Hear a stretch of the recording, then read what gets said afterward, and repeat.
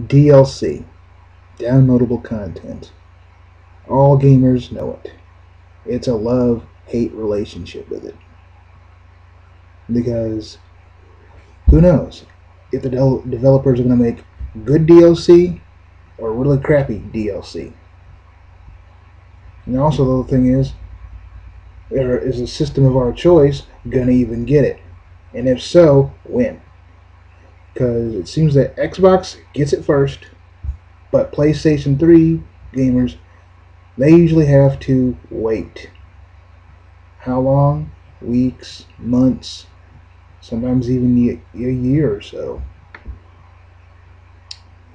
before we even get it. I say we because I have PlayStation as well and 360. But then, I've heard some PC people chime in some discussions I've had in the past that we get it too. It's like, yeah, but guess what? Majority of the time, it's on a separate disc. You have to go to the store and buy. Sometimes. When I was first doing the whole gaming on PC thing, they had this disc based add-ons to enhance the game, different levels and crap like that. So technically, I don't think PC gaming is all that great. You're spending more money to get the crap too, just like the console gamers have. And plus, if you're playing online on a PC, you're more able to get viruses, get hacked, crap like that. I mean, yeah, PC, PlayStation Network got hacked and crap,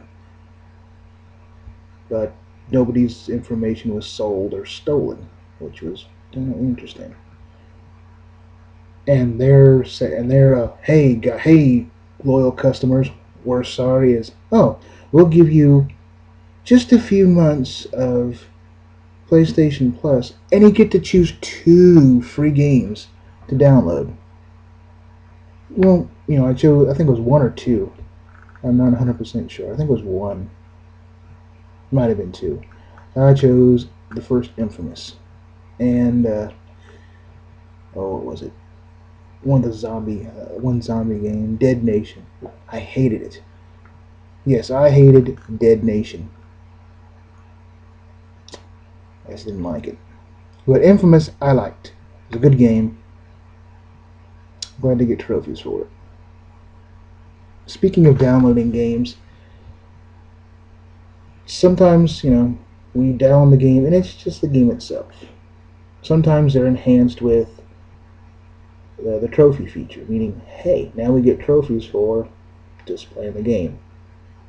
But some are getting so easy anymore to get, it seems like it's just, press start, boom, you get trophy or gamer points, or gamer score, whatever, who cares? Seems like that anymore. Seems like you just get recognition, an award for just pressing start practically.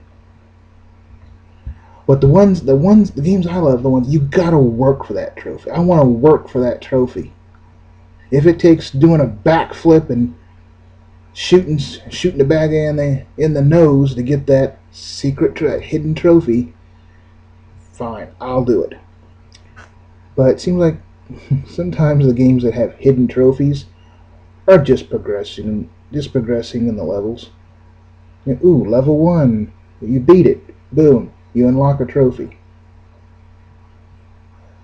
But there are little cheat sheets anymore on internet. I think it's PS3trophies.com. It's either .com or .org. That will give you the list of every single one, what you have to do to get it, and people can make comments. They can give tips and say, "Hey, I did it this way. Hope it helps." And then they also have the secret trophies, what you have to do to get those. Now, I think if you're stuck, yeah, you're more than welcome to go do that. But if you're just doing it just to cheat, kind of like, oh man, I'm gonna be cool and stick to it, I did it all myself, man. Yeah, then just don't bother. But I went there once or twice to find out. I had I was one trophy away, and it's one of those stupid hidden ones. So I went on. I was curious. What do I have to do? And I didn't have to do much. I did it, got the game, beat it, so and put it on the shelf. I'm not one of those people that I don't really like to sell games all that much, because what if one day, someday down the road, the game for some strange reason becomes a collector's item? Like, that did ever happen. But hey, anything can happen, right? Just like those old toys, you know that little, what was his name? Toy Hunter may show up at your door, go through your crap, and say, "I'll give you $2 for this," and then take it to his little booth at the fairs, like, "Oh, I want $50 for it." I mean, he's not that cheap, but yes, he sells them a little higher price because he's got to make money too. He's just like a pawn shop guy. But back to DLC. Like I said, sometimes we get good stuff, sometimes we get bad. Sometimes certain consoles get it, while others don't. But PS3 and 360 are the main big ones currently.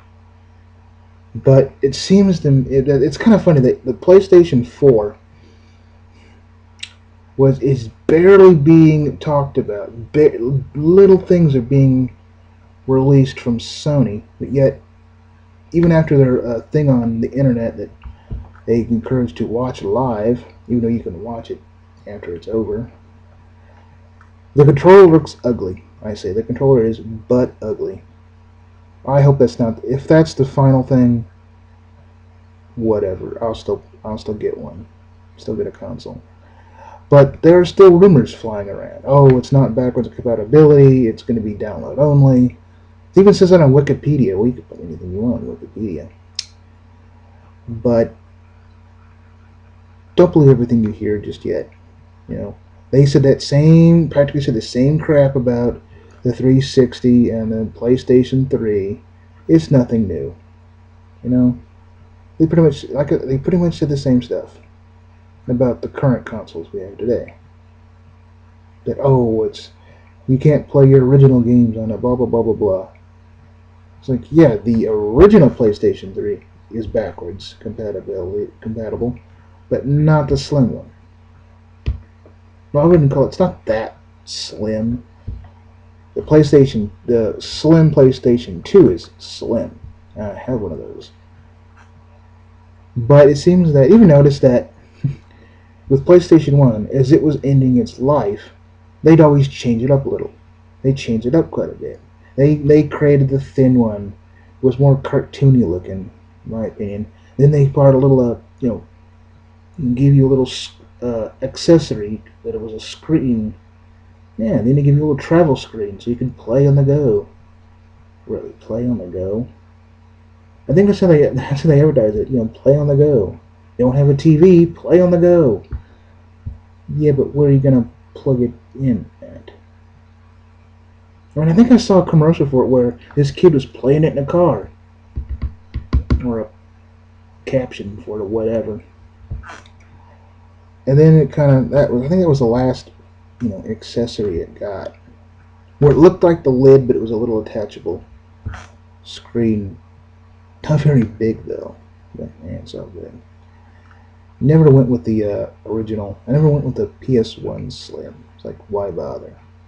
Only replace it if it quits working, right? Right. That's what I did with the PlayStation 2. It stopped responding to controllers. Yeah. I went through a lot of them. Not buying them. I bought maybe one controller that was PlayStation 2, and it was a brand new one. Wouldn't respond. Nothing. Each port, nothing. Wouldn't respond. But why throw it away? Use it for parts or whatever. Now we have, you know, like now now there's a slim 360, but technically it's not really slim. And then they call it slim. It's always like, even if it's not really considered slim, it's still called the slim. Yeah. But what I don't understand is why not make those in the make it like that in the first place? This smaller one, it takes up less room. It looks a little nicer. Why? You know, is it that hard? No, they wait until, you know, everybody's spent their money, and then they bring out the slim one, and guess what, folks? It's cheaper than the original. Yeah, it seems like they do that every time. Things like they wait till everybody's got the new one, they're all settled in with it. It's awesome. They're like, hey guys, if you don't, it's like those of you who don't have it, we're gonna reward you by making it a slightly bit cheaper and less bulky. Okay, that's fine. Sometimes it's cheaper because usually they have slim ones for like special editions. Like the 360 I have is a special edition. I have two. The original and this special edition Star Wars one. Yeah, it's pretty cool. It's like it's kind of looks like R2D2. But it only makes the noise if you turn it on at the console itself. The controller looks like a C-3PO. I have it here. Right here. Awesome, I think. Yeah, got the thing there. The buttons, you know, normal 360 stuff. Boom. That's a controller for the special edition Star Wars 360. I might do a little review video of it eventually if I get around to it. But again, either you love or you hate DLC, or you're on the fence about it. But whether you love it or hate it, it's up to you. And I'm out.